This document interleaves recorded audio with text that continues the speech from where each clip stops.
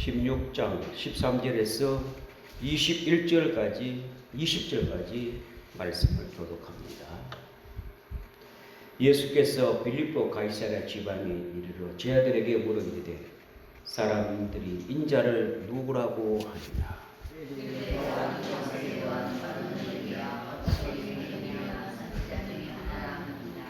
이러시되 너희는 나를 누구라고 하느냐?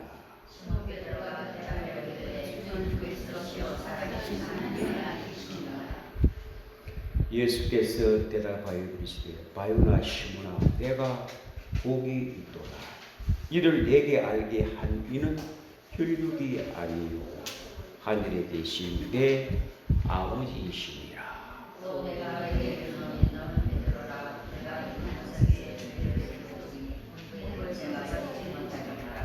내가 천국 열쇠를 내게 주리니 내가 땅에서 무엇이든지 매면 하늘에서도 매일 것이요 내가 땅에서 무엇이든지 풀면 하늘에서도 풀리리라 하시고 이에 제자들에게 경고하사 자기가 걷던 것을 아무에게도 내지 말라 하시니라. 아멘. 예, 말씀의 제목은 인자를 누구라고 하느냐 하는 주제가 되겠습니다.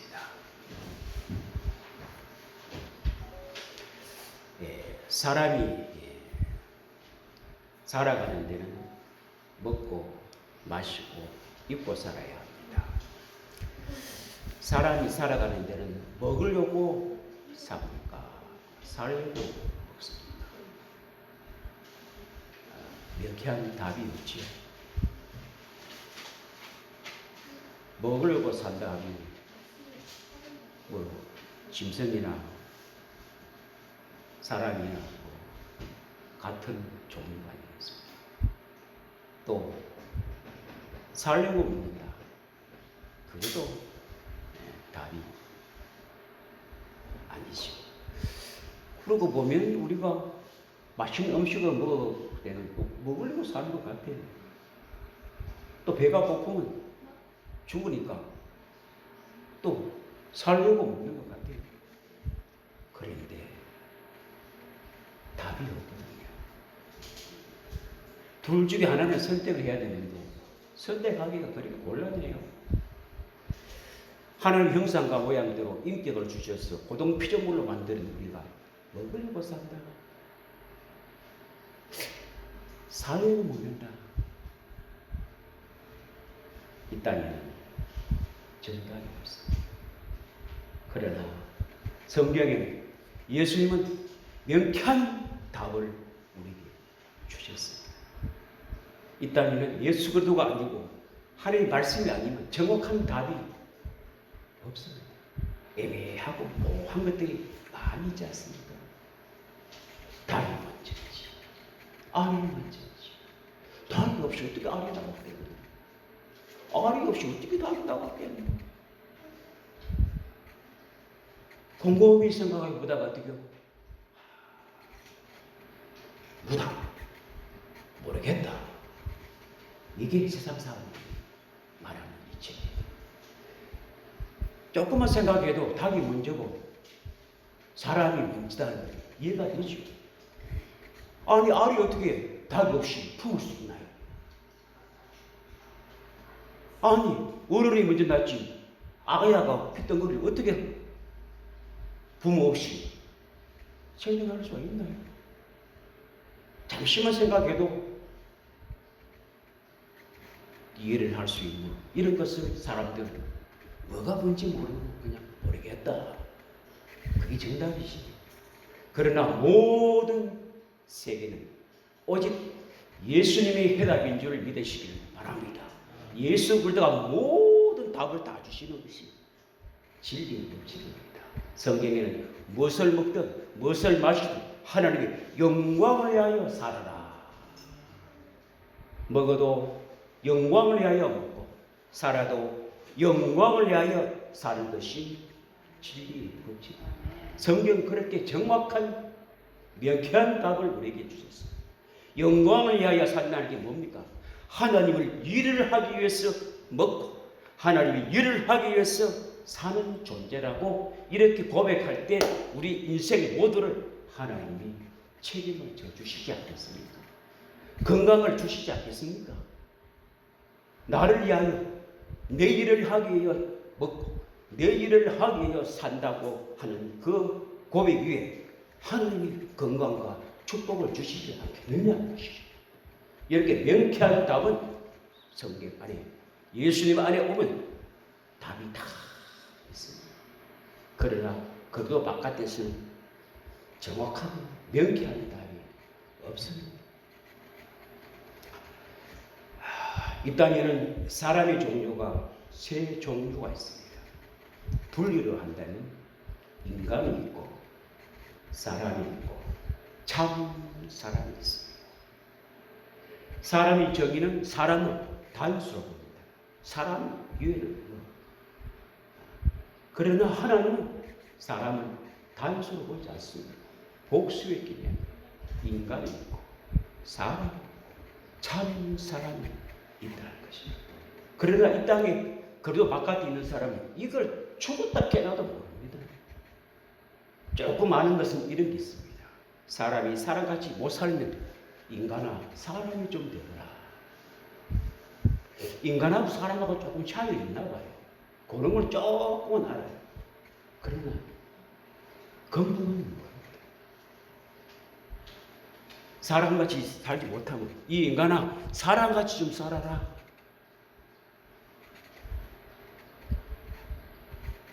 인간은 하나님 없는 사람들, 그래도 바깥에 있는 사람은 인간이라.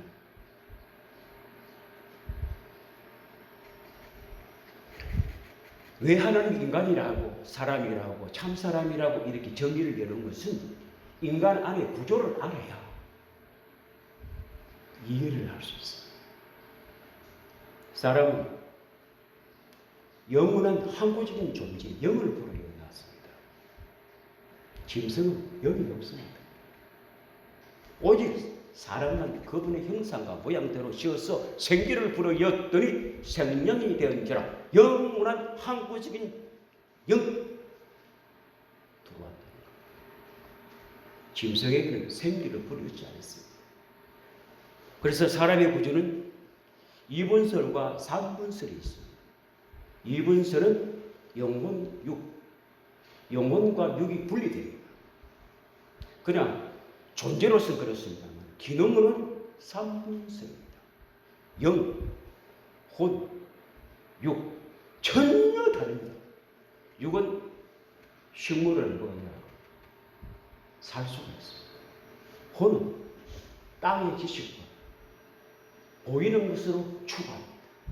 영은 위에 하나님의 말씀과 안 보이는 위의 것을 추구하는 것이 영입니다. 그러나 인류의 첫사람 아담으로 말미암아 하나님 앞에 범죄한 그 후로 영이 상실되어 하나님과 분리가 되고 하나님과 끊어지고 하나님과 단절되어 영이 상실되어 하나님의 아는 기능이 없습니다. 망가져버렸습니다. 죽어있는 상태이기 때문에 짐승과 동격으로 취급을 하는 게 인간입니다. 짐승은 영이 아예 없어서 기회가 없습니다. 그러나 인간은 영에 있어서 예수를 믿고 영이 회복될 수 있는 기회가 있습니다. 그게 인간이에요. 그래서 하나님이 보실 때는 인간이나 짐승이나 동격으로 취급합니다. 영이 없는 거나 영이 죽은 거나 같은 것입니다. 예수를 믿지 않고 하나님 바깥에 있는 사람은 자기를 짐승이라 이렇게 말할 때 기분 나쁘겠죠. 그러나 하나님은 짐승이라고 깨달아야 예수께로 오는 것입니다. 그 인간이 물고기입니다. 세상에 있는 그 인간의 물고기를 전도하여 교회에 들어오면 사람이 됩니다. 교회 안에는 예수 안에는 사람이 있고 참사람이 두 종류가 있습니다. 다 구원받은 사람이 아니에요. 물고기는 인간, 사람이고 그 인간을, 그 사람을 거듭나게 하는 사람이 목사들입니다. 참 사람을 만들어내는 사람이 목사입니다. 사람은 물고기고 영혼은 양이라. 목회자는 양을 만들어내는 것이고 영혼을 거듭나게 하는 것이 목사의 삶입니다. 그러므로 교회는 사람이라는 존재가 있고 참 사람이라는 존재가 두 분리의 사람이 교회 안에 있습니다. 거듭나지 못하면 예수 그리스도를 말하며 제사함을 받지 못하고 성령으로 거듭나지 못하면 사람으로 계속 있으면 100년을 교회 생활하고 예수를 믿어 천국 못 갑니다. 그러나 그 사람이 전도를 받았어, 인간이 전도를 받아서 사람으로 교회에 와서 이런 공동체, 신앙생활을, 광야생활을, 교회생활을 하면서 참사람으로 거듭나야 됩니다. 물과 성령으로 거듭났을 때 참사람이 되어 영원히 소생하게 되는 것입니다. 그 사람은 주님께로 하늘나라로 가게 되었습니다. 많은 사람들이 교회 안에서 다 구원받았다고 하는 목사들이 그 메시지는 잘못된 메시지입니다. 그 사람으로는 천국 못 갑니다. 속 사람이 거듭나야만 천국 갈 수가 있습니다.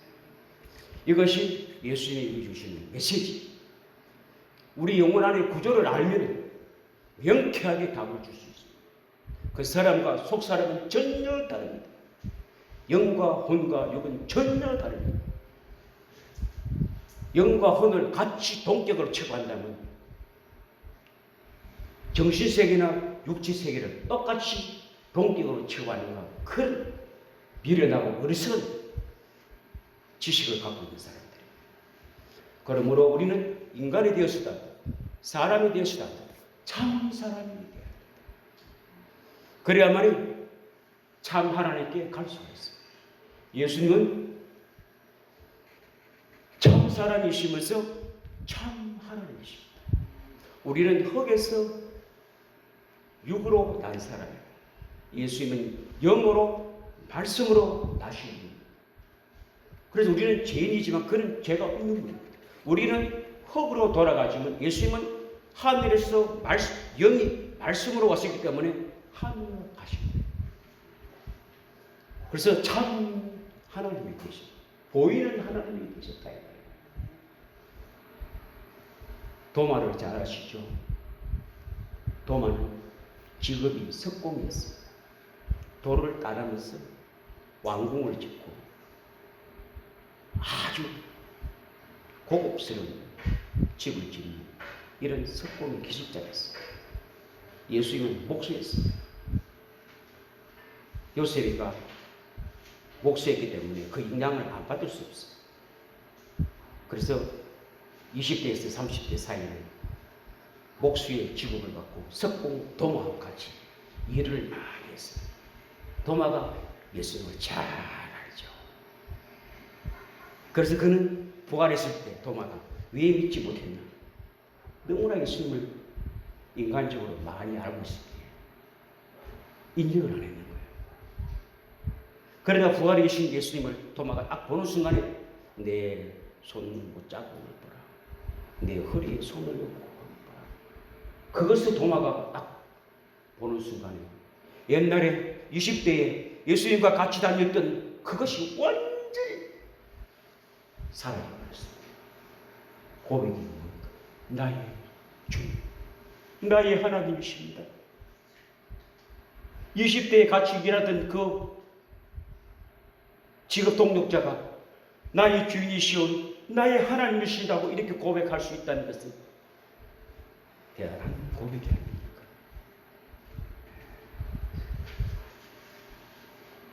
하늘에서 내려온 인자는 유일하신 예수님 한 분밖에 없습니다. 이 땅의 인자는 복수입니다. 사람의 아들, 딸들은 이 땅의 인자가 하늘에 오신 그 인자는 하늘로 오신 하나님의 아들이십니다. 제가 묻겠습니다. 짐승의 새끼는 뭡니까? 짐승이죠. 사람의 아들, 딸들은 사람입니다. 그럼 하나님의 아들은 하나님이십니다.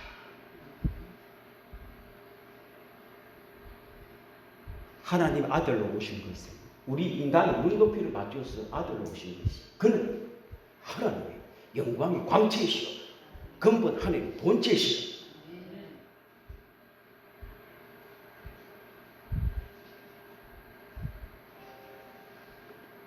본체의 형상이시오.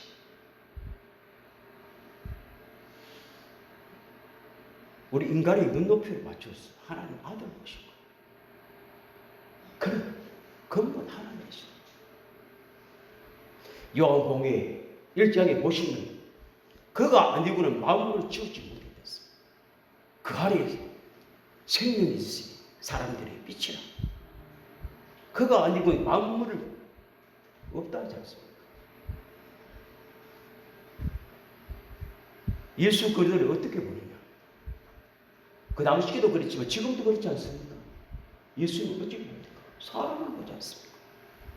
우리가 하나 아들만 봤으면 안 됩니다. 그는 하나님이라는 것을 믿어져야 역사가 일어나는 거예요.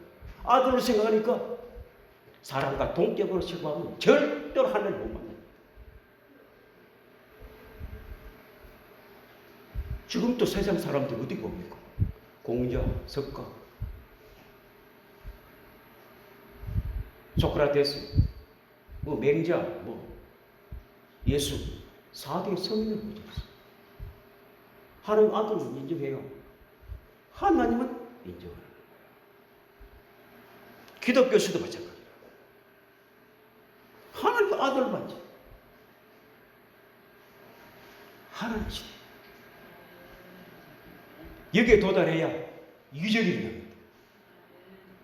여기에 도달하지 못하면 절대로 유적이 없습니다.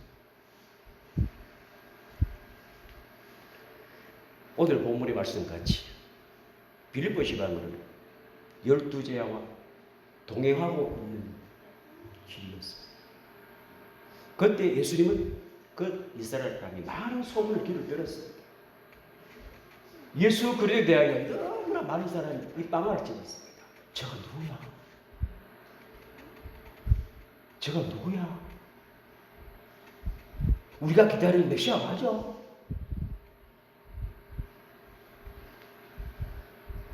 그때 제자들에게 묻습니다. 인자를 많은 사람들이 누구라고 하느냐?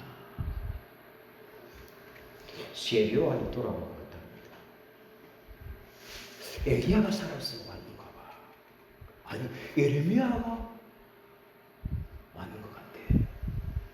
아니야, 선지자 중에 탁월한 선지자야. 겨우 사람을 보는 거야. 보통 이런 사람보다 훌륭한 사람을 보는 거야. 그게 주님이 원하는 요구가 아니에요.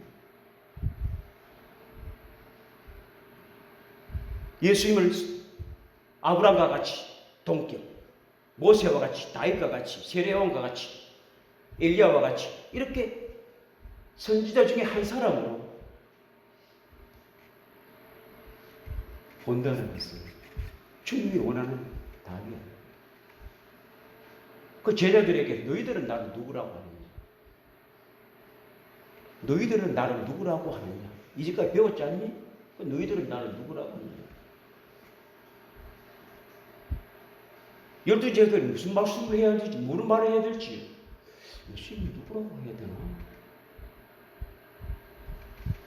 여러분, 그 당시에 하나님의 아들이라고 고백하면 불가능한 일입니다. 히브리인들에게 그 종교 사상에서 신이 무슨 아들, 딸로 나요. 사람이 아들, 딸 놓지. 그래, 아들이라는 개념이 없었습니다. 메시아, 구세주, 구원자, 선지자, 하나님의 사역자, 이 정도지. 아들이라는 개념이 없어요. 인간과 인간 사이에서 아들, 딸 이런 개념이지. 하나님 무슨 아들의 개념. 지금은 우리가 아들을 그냥 줄줄 나오지만 그 당시에 아들이라는 단어를 쓰기가, 하나님께 아들이라는 단어를 쓰기가, 왜? 그분은 결혼할 분 아니잖아요. 그런 무슨 아들, 딸 그런 개념 자체가 없는 거예요. 너희들은 나를 누구라고 해? 다말 사람이 한 사람도 없습니다. 그런데 하나님 아버지께서 베드로에게 지혜와 믿음을 주셨어요. 알게 해주셨다. 그 베드로가 자기가 무슨 고백하는데도 자기가 몰라. 뭘 고백하는지도 모르는데 하나님이 감동을 주셔서 주는 그리스도시요 살아계신 하나님의 아들입니다 하니 예수님이 깜짝 놀라버렸습니다. 이게 무슨 이런 고백을 하고 있어. 인간이 어떻게 이런 고백을 할 수 있냐. 그래 베드로야 게바야 이건 네 안에서 나온 믿음이 아니고 네가 인간으로서 이런 고백을 할 수 없는데 내 아버지께서 너를 알게 해주셨구나. 베드로야 시몬아 네가 진짜 복이 있는 거야. 나의 제자구나. 이걸 알게 해주신 하나님이 너를 통해 알게 해준 그 자체가 너가 참 복이 있다.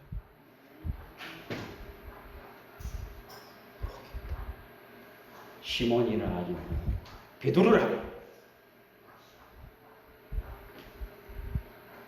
믿음의 반석.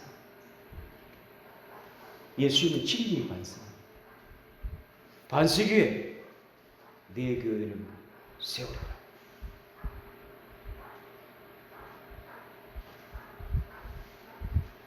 베드로가 어떤 복을 받은 줄 아세요? 베드로가 어떤 복을 받은 줄 아세요? 최초의 인간으로서는 심령의 교회가 최고 먼저 생겼어요.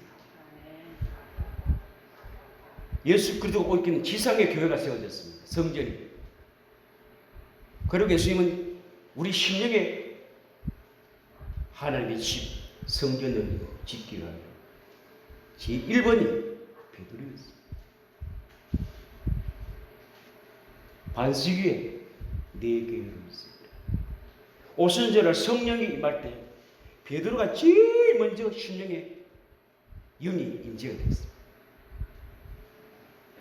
똑같이 임재했지만 0.0 몇 초 사이에 베드로가 최초에 여러분 100m 마라톤에 보면 100m 경기를 할 때 보면 그 들어오는 속도가 어떻습니까?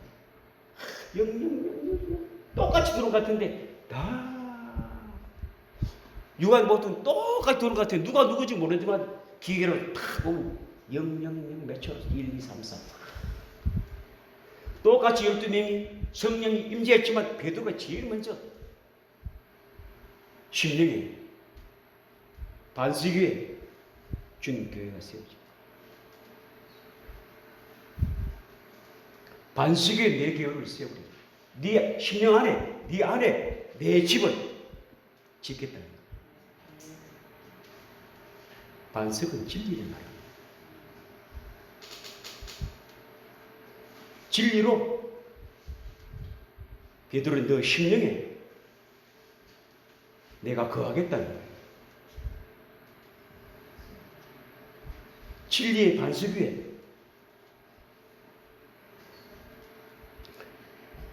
디모데후서 3장 15절에 이 집은 살아계신 하나님의 교회요 진리와 기둥과 터입니다. 집을 지으려면 터가 있어야 돼요. 그리고 기둥을 세워야 돼요. 그리고 덮개, 지붕을 덮어야 해요. 이 세 가지는 필수적이에요. 터가 있어야 돼요. 기둥이 세워져야 덮개, 지붕을 세워줘요. 터는 예수 이름이, 하나님의 이름이 터예요. 그 이름에 바울은 하나님의 나라를 세워져 있어요. 우리 심령의 터가 그 이름으로 터가 됩니다.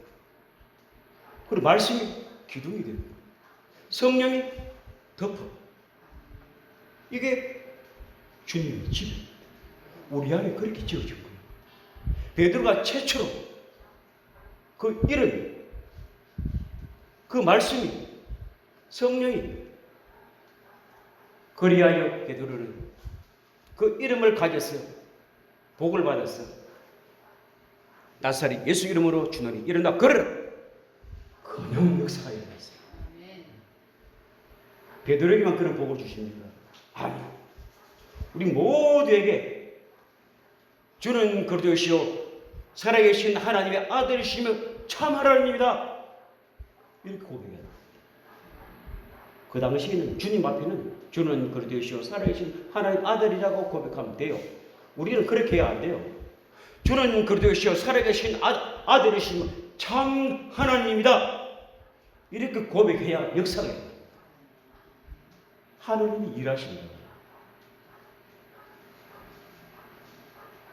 신앙의 고백은 마태복음 16장 16절의 말씀만 고백하면 안 돼요. 그건 베드로의 고백. 사도 바울은 인자 되신 예수님을 모릅니다. 성령으로 임재하여 고백했던 바울은 갈라디아서 2장 20절에 내가 그리스도와 함께 십자가에 못 박혔나니 이제는 내가 살 것이 아니요 내 안에 그리스도께서 사신 것이라. 이제 내가 사는 것은 나를 위하여 자기 몸을 다 버리신 하나님 아들을 믿는 믿음 안에 산다고 고백합니다.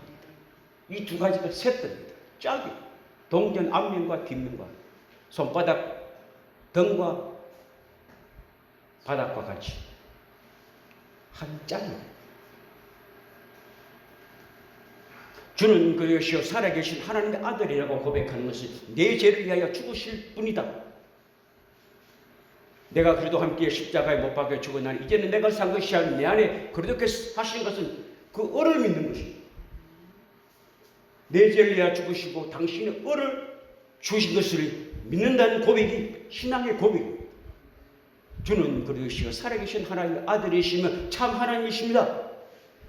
내가 그래도 함께 십자가에 못 박혀 죽었나니 이제는 내가 산 것이 아니요 내 안에 그리스도의 의가 살았다고 고백하는 이 신앙의 고백이 세트가 되어야 짝이 되어야만 온전한 신앙의 고백이 되는 줄 또한 믿습니다. 사도 바울은 예수 그리스도의 십자가에 못 박히고만 나는 알기를 작정을 했습니다. 그리고 그것만 자랑하기를 원했습니다. 갈라디아서 6장 14절에 십자가에 못 박히고만 나는 자랑한다 했습니다. 그리고 십자가에 못 박힌 것만 나는 전하기를 원했습니다. 그 외에는 알지도 않고 전하지도 않고 자랑하지도 않고 오직 나를 위하여 인류의 죄를 위하여 십자가에 못 박힌 것만 나는 알기를 원하고 전하기를 원하고 자랑하기를 원한다 하고 사도 바울은 신앙의 고백이 그렇게 했습니다. 우리도 그런 신앙의 고백이 있으시기를 주의 이름으로 축복합니다. 그럴 때 하나님의 역사가 일어납니다.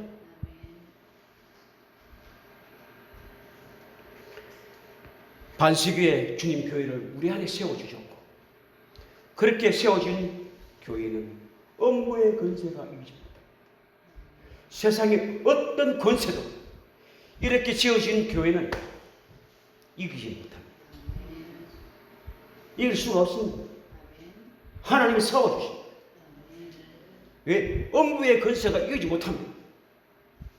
그 반석이 내 안에 지어지지 않으면 업무의 권세가 지든 이기든 하나님과 관계가 없습니다. 하나님 책임을 묻습니다. 왜? 반석 위에 집이 안 지어집니다. 그러나 반석 위에 확실하게 우리 신령의 집이 지어졌다면 이 세상에 어떤 권세도 이길 수가 없습니다. 하나님이 세워줬다. 하나님의 말씀을 반드시 지킵니다. 이런 믿음의 담대함을 갖고 나가면 세상 어떤 것도 벌벌벌벌 떤다. 왜? 하나님이 뒤에서 주관하고 계십니다. 하나님이 믿는 자 뒤에서 주관하고 계신다. 속담 있지 않습니까? 어느 날 토끼는 늑대한테 내 쫓겨다니는 신세인데 어느 날 토끼가 달리는데 늑대가 도망을 가고 있어. 세상에 늑대가 도망을 가다니.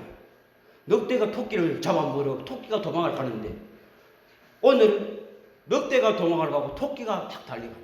그런데 가만히 뒤에 호랑이가 으슬렁으슬렁. 토끼가 무서워서 늑대가 도망가는 것이 아니라 뒤에 호랑이가 오기 때문에 무서워서 도망을 갑니다.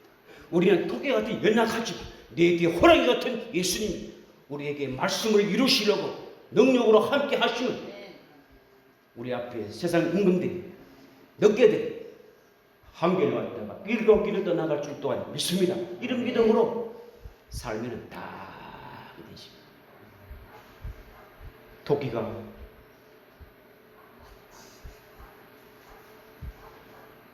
우리는 주님을 의지해야 됩니다. 나와 함께 하신 주님, 이 세상을 이기신 주님, 이 모든 만물을 통치하시고 주원하시는 만왕의 왕이신 주님이 나와 함께 한다는 이 믿음이 확실해질 때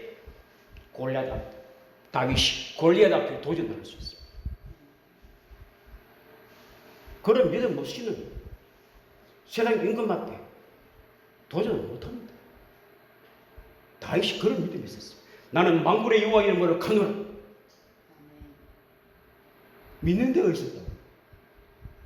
후원자가 있었다.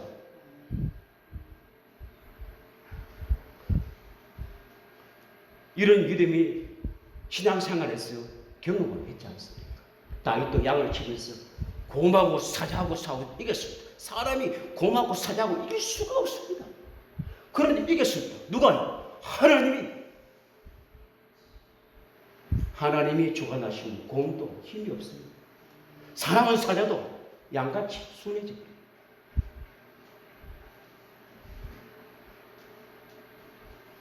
우리는 늘 주님이 살아계시고 나와 함께 하시고 내 뒤에서 늘 지켜주시는 만군의 여호와, 만군을 거느리는 예수님 나와 함께 한다는 이 믿음이 확신해지면 다 이겨지는 것입니다. 그분은 지금도 살아서 역사하십니다. 말씀의 진리를 확실히 갖고 있는 자에게 역사를 하신다.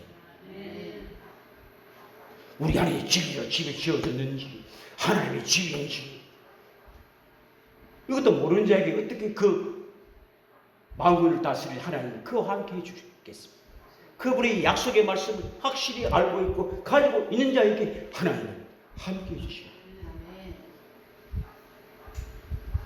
음부의 권세가 이기지 못한다. 이 땅의 권세가 못 이긴다. 그리고 우리에게 천국 열쇠를 주셨어. 그 이름이 천국의 키입니다. 우리는 그 키가 지금 살아갈 때 우리 안에 있습니다. 요 입으로 열고 닫고 우리 입으로 내 예수 이름이 하나님의 이름이 내 안에 있다면 이 입으로 열고 닫고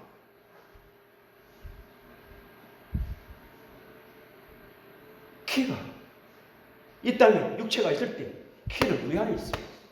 입으로 열었다가 풀었다 하면 하나님 열어주시고 풀어. 네가 열면은 내가 열어주고 네가 잠그면 내가 잠그고 네가 된다면 되고 네가 안 된다면 안 되는 거야. 우리 말의 근세를 하나님께서 그렇게 이루어주신다면 우리가 신앙생활, 믿음생활 살아가는데 얼마나 멋있게 살 수 있지 않습니까? 내가 안 된다면 안 되고 내가 된다면 되고 네가 된다면 내가 되게 해주고 네가 안 된다면 내가 안 되게 해주고 그게 하나님 믿는 사람들이 권세가 아니겠습니까? 이런 열쇠를 키를 주셨어요. 베드로가 준 건가요? 아니요. 예수 믿는 우리 모두에게 이 진리를 말씀을 아는 자는 자기가 다 베드로는 샘플입니다. 모델. 누구나 이 진리의 틀을 알면 그때부터 효력이 발생합니다.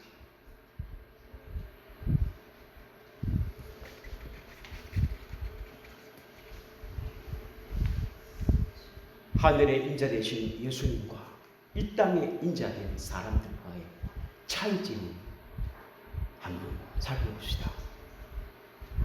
우리는 그분이 하신 것을 배워야 됩니다.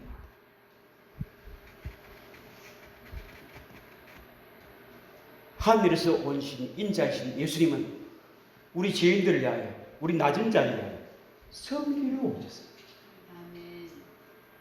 이 땅의 인자를 위하여 섬기는 걸 제일 싫어합니다. 군림하기를 좋아합니다. 자기 밑에서 수하를 건드리는 것을 좋아하지 위에 있는 걸 별로 안 좋아해요. 그런데 예수님은 높으신 그분이 낮은 죄인들을 섬기고 오셨어요. 이걸 우리가 배워야 돼요. 우리는 높은 자를 섬기는 게 아니고 낮은 자를 섬겨야 돼요. 높은 자를 섬기는 것은 당연한 거 아닙니까? 세상의 법칙은 높은 자를 다 섬기고 있지 않습니까? 낮은 자는 절대로 안 섬깁니다. 자기 종부리는 뒤부르자. 이게 저래라. 우리는 섬기는 법을 알아야 돼요. 낮은 자를 섬겨야 돼요. 내보다 못한 자를 섬겨야 돼요. 내보다 높고, 내보다 똑똑하고, 내보다 말이 가진 사람 섬기는 게 아니에요. 내보다 없는 자, 내보다 낮은 자, 내보다 못한 자를 섬길 때 주님은 다르게 살아요. 주님은 그렇게 섬겨요. 하늘의 인자는 그렇게 섬기는데 우리의 이 땅의 인자는 반대로 한다. 역행을 한다는 거예요. 훌륭하길 좋아해요. 목회자도 섬기는 목회자가 있고 군림하는 목사가 있습니다. 옛날에는 군림하는 목회가 통했습니다만 지금 이 시대는 군림하는 목사는 존재가 불가능합니다. 섬기는 목사예요. 예수님이 섬기잖아요. 그 높으신 분이 우리 낮은 자 섬기잖아요. 이걸 우리가 알고 배워야 됩니다. 그분을 알고 배워서 우리가 섬기는 것이지 내 멋대로 섬기는 게 아니에요. 아, 예수님이 이렇게 섬겼구나. 우리도 본받아야 되네. 내보다 나은 사람을 섬기냐, 내보다 못한 사람을 섬겨야 되는구나. 죄인들을 섬겨야 되는구나. 약한 자를 섬겨야 되는구나. 그게 예수님 우리에게 요구하는 메시지입니다. 그런데 기독교가 어떻습니까? 반대로 역행을 하지 않습니까? 그러니 뭐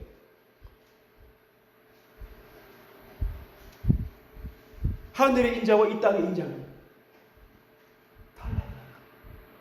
땅의 인자는 형편없는 수준이기 때문에 하늘의 인자에게 배워서 그렇게 사는 거예요. 하늘의 인자는 대성물이 되어 오셨어요. 타인을 위하여 죽어주시려고 오셨단 말이에요. 이 땅의 인자는 절대로 타인에게 안 죽어줍니다. 오히려 타인이 죽어요. 예수님하고 전혀 반대입니다. 이 땅에 살아가는 사람을 보십시오. 남을 망치고 남을 죽이고 굳이 빨래에만 자기가 잘 된다고 이렇게 미련하게 착각하고 살아간다. 남을 살리면 자기도 살아요. 예수님 남을 살려야만이 자기가 산다니까. 이 땅에는 당신도 대속물이라는 것은 나를 위해 대신 죽어준다는 것은 당신이 흥해야 나도 잘 돼. 당신도 잘 되고 나도 잘 되고 이래 당신은 망하고 나는 흥해야 돼. 이런 상식을 갖고 있는 게 땅의 인자들입니다. 여러분 회사 생활하는 남자들요 불쌍합니다. 회사 가면 가족 누구 살기 때문에 얼마나 힘든지 아세요?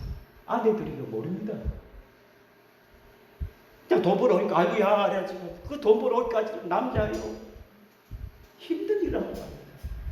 동료들의 경쟁에 저놈 지금 저거 모함하고 저거 짓밟아야 내가 올라가요.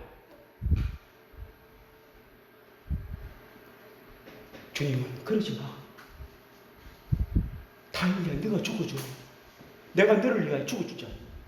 나는 많은 사람 대성물이 됐지 않냐.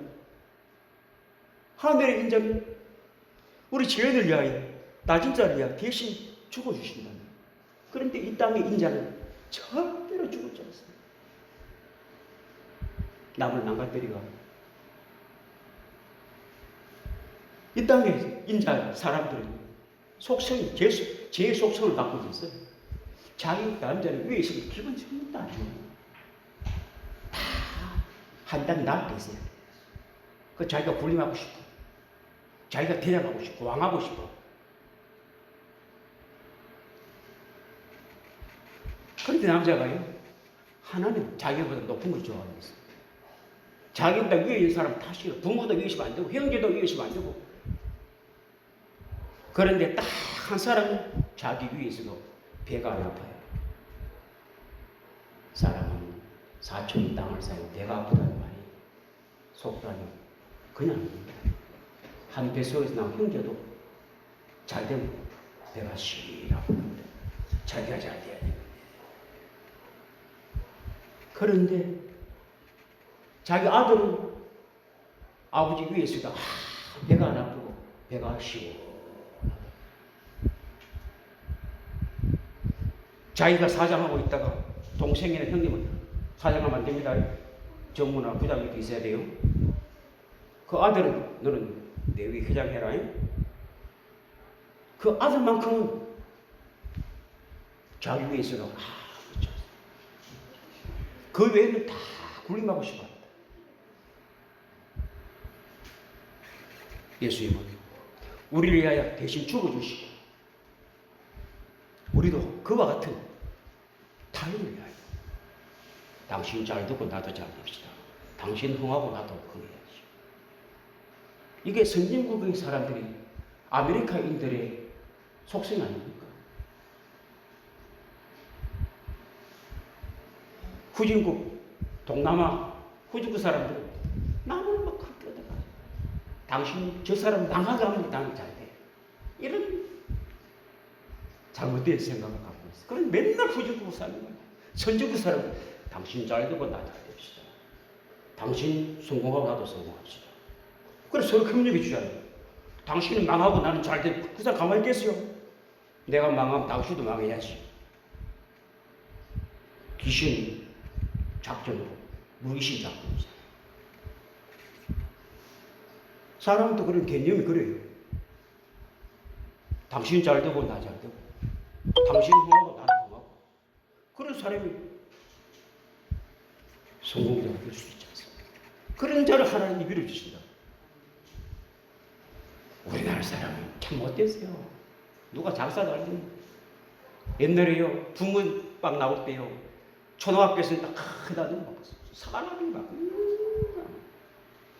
그 붕어빵 먹는다 줄 서가 있네. 그래, 누가 보니까, 아, 잘 되네. 그 옆에 하나 딱 챙겨가지고. 아니, 그 초등학교 잘 때 다른 초등학교에 가서 하나 챙기자. 그 옆에 딱 하나씩. 또 뭐, 또 그 옆에 또 딱. 10명이 앉아가지고, 다 폭성망이고.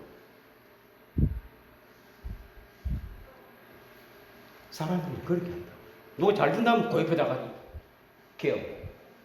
잘 된다면 그 옆에다 개어. 다 망하는 거지 뭐. 하늘에 대한 인자 되신 예수님은 잃어버린 양을 찾으러 오셨습니다.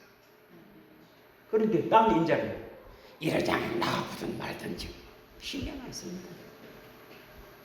오히려 이런 양을 찾는 게 잡아먹을 겁니다. 예수님이 이런 양을 찾으러 오셨다. 사람들은 이런 양에 관심이 없어요.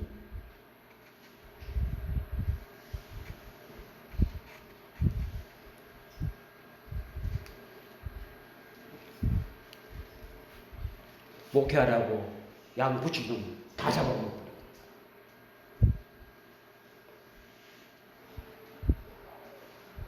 이 땅에 인자는 그렇게 한다. 예수님은 이런 양을 찾으러 오셨다. 그분을 닮아. 우리도 잃어버린 양이 없는가 찾으러 다녀야 된다. 이런 양이 버리면 관심 없다고. 역행을 합니다.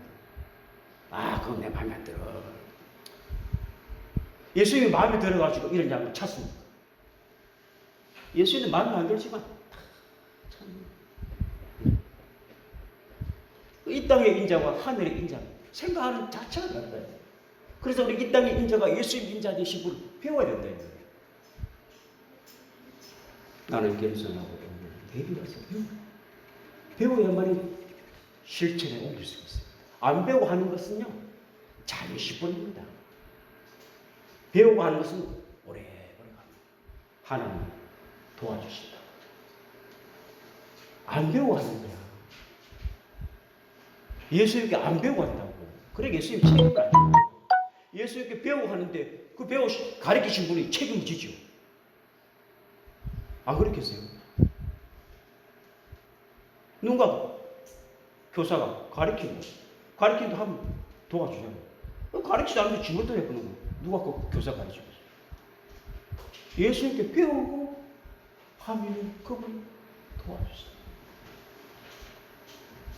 그래서 기독교는 내 뜻대로 믿는 게 아니다. 내 방법대로 믿는 게 아니다. 내 방식대로 믿는 게 아니고 내 뜻대로 믿는 게 아니에요. 하나님 방법과 방식대로 하나님 뜻대로 내 열심을 하니까 하나님의 열심으로 하나님 일을 해야 하나님이 도와준다. 내 방법으로 내 뜻대로 하니까 하나님 뒤집히고 아이고 또 네 멋대로 하나 해봐라.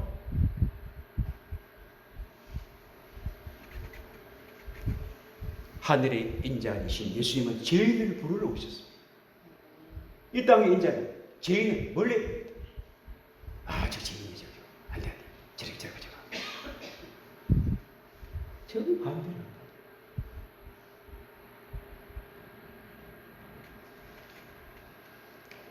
예수님이 죄인들을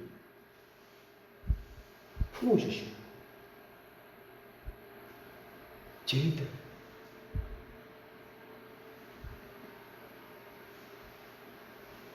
허물이 많아도 실수가 많고 결점이 있고 단점이 있어도 예수님은 이렇게 안으려고 하잖아요. 우리는 어떻게 합니까? 팽개쳐. 전 반대로 합니다.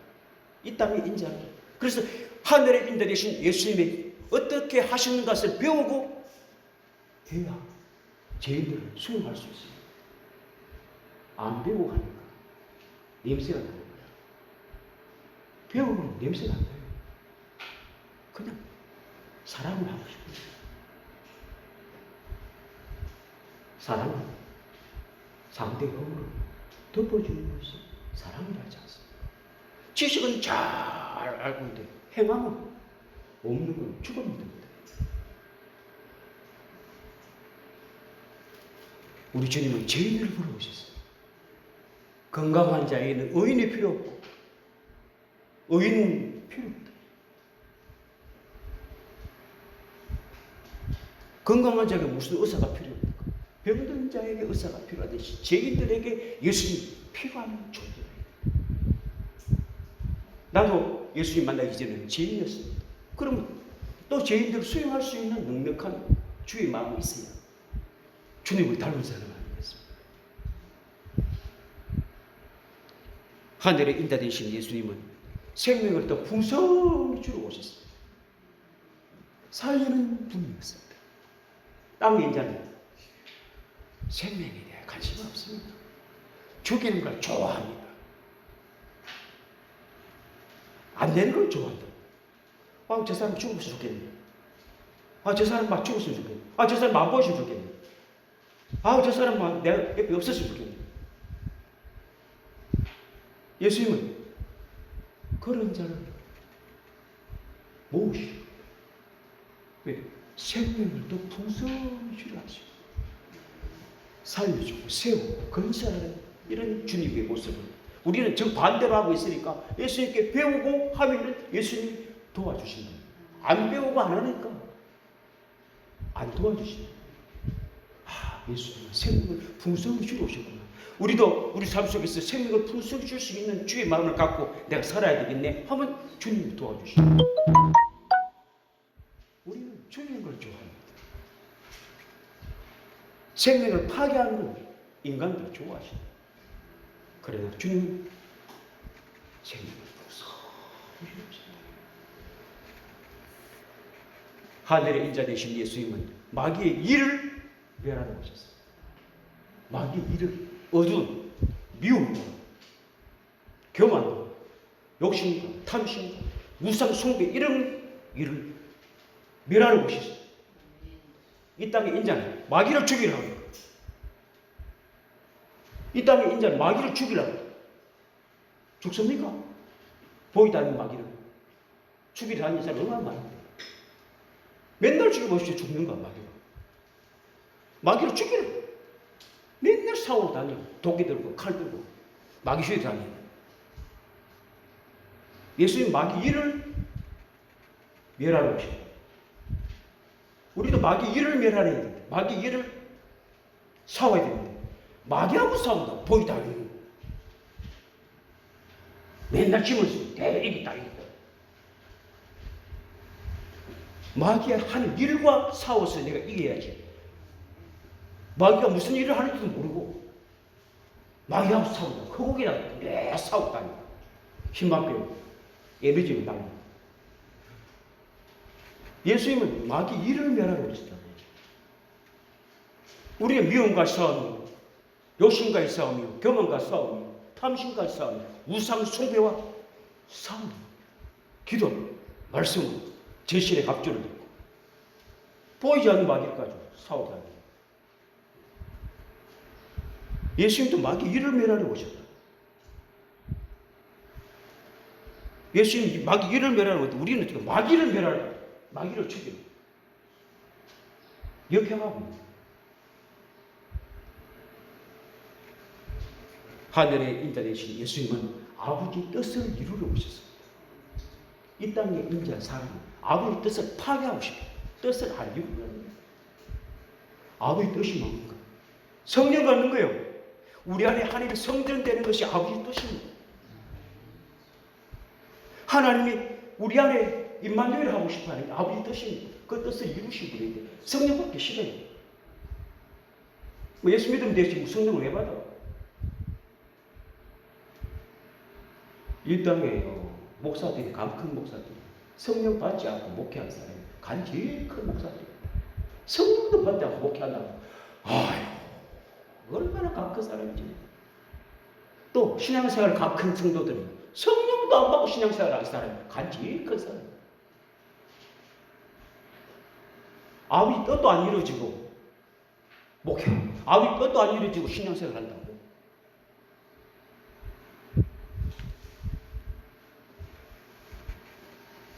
오늘날 우리에게 이루고 있는 것이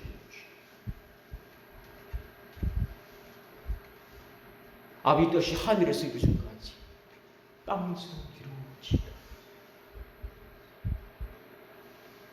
예수 그리스도가 말씀이 육신이 되어 영이 말씀 육신이 되어 이 땅에 오셔서 인간의 몸을 입으시고 인간의 죄를 해결하시고 다시 올라가셔서 아버지 보좌의 우편에 앉으시고 그게 아버지 뜻이 이루어진 겁니다.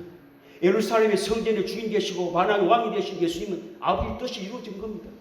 그 영이 오순절에 와서 우리 심령에 와서 자정해 계시고 이게 또 땅에서 아버지 뜻이 이루어진 것인데 성령 세례가 임해야 아버지 뜻이 이루어지는데 이 땅의 사람들 인자는 그 뜻을 이루려고 합니다.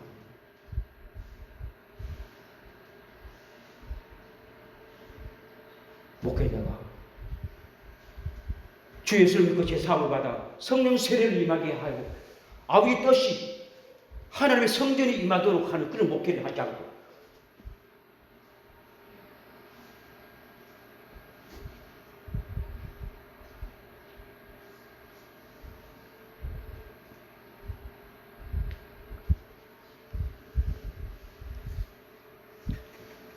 목회는 아버지 뜻을 이루고 목회를 하는 거예요. 예수님도 아버지 뜻을 이루기 위해서 성령을 보내주셨어요. 그러면 목회자들 아버지 뜻을 이루기 위해서 주님의 영을 성도들 안에 참 사람을 만들어내는 것이 아버지 뜻입니다.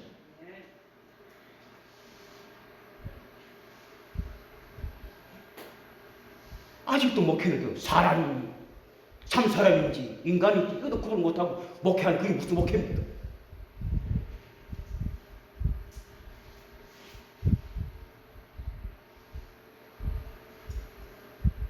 교회 인간을 전도해서 사람이 오고 사람을 참 사람을 만들어 성령으로 거듭나게 만들었어.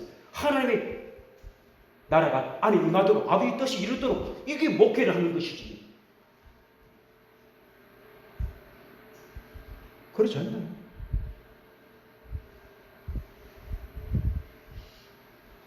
예수님도 아버지 뜻을 이루게 하기 이 땅에 메시아를 보냈습니다.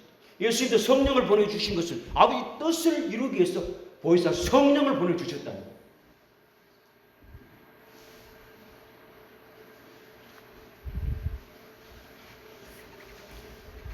인자 되신 우리 주님은 우리 주신 것이 너무 많습니다. 여러분들은 늘 아버지 뜻이 이루어지기를 원하는 그런 건속이 되어야 됩니다. 또한 이웃에게 아버지 뜻이 이루어질 수 있도록 전도하여 물과 성령으로 거듭나 인간을 있는 저들을 전도해서 사람을 만들어, 그리고 어떻게 해요?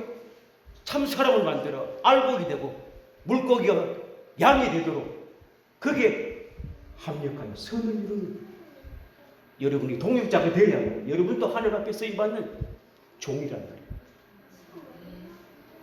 목사만 종이 아니에요. 하는 일을 하면 다 종이에요. 농기구란 말입니다. 목사만 농기구를 쓰겠어요.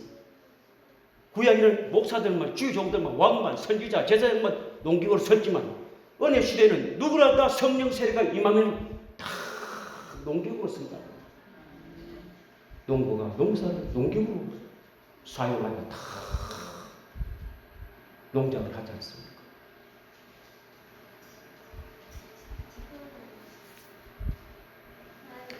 이 땅에 인자가 오신 목적이 7가지가 쭉 나뉘어 있습니다. 배우고 또 닮았어. 우리도 섬기는 사람이 되어 남을 위하여 죽어주는 사람이 되어야 되고, 잃어버린 양을 찾을 수 있는 힘이 있어야 되고, 죄인들을 수용할 수 있고 죄인들을 포용할 수 있는 넉넉한 주의 마음을 가져야 되고, 생명을 더 풍성히 주고자 하는 이런 마음이 있을 때 하나님은 풍성한 생명을 또 우리에게 부어주신다. 그리고 마귀의 이를 멸하다. 미움과 사랑의 싸움, 교만과 겸손의 싸움, 욕심과 온유의 싸움, 탐심과 성심의 싸움, 거짓과 진실의 싸움, 속이는 것과 정직과 싸움, 게으름과 부지런의 싸움, 우상과 주의 성령과의 싸움이지 않습니까? 지금 시대는요, 성령과 우상의 싸움이에요. 그래서 영적으로 깨어있는 목사들이 주사파를 그렇게 싫어하는 이유는 우상이란 말이에요. 우상.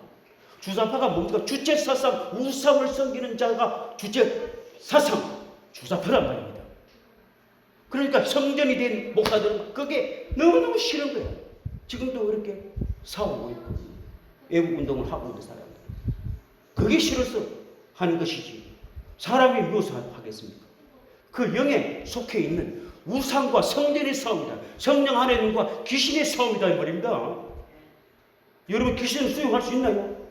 귀신은 쫓아냈습니다. 그 우상 속에 들어가면 귀신이 있다 이 말입니다. 하나님의 성전 속에 들어가면 성령 하나님 계신다. 성령 하나님과 귀신은 극과 극이에요. 타협이 안 되고 싸울 수밖에 없는 기독교와 공산국가의 차이점이 여기 있는 거예요. 여기 윤리 도덕이 없고 인간의 잣대가 없고 오직 하나님의 말씀의 잣대를 가지고 살아야 되는 것이 복음을 갖고 있는 이 시대의 사명이 아니겠습니까? 그래서 십자가의 군대, 십자가의 군사, 말씀의 절신의 각조를 입고 성령의 검을 갖고 싸울 수 있는 이런 믿음의 사람이 이 시대에 필요한 거예요.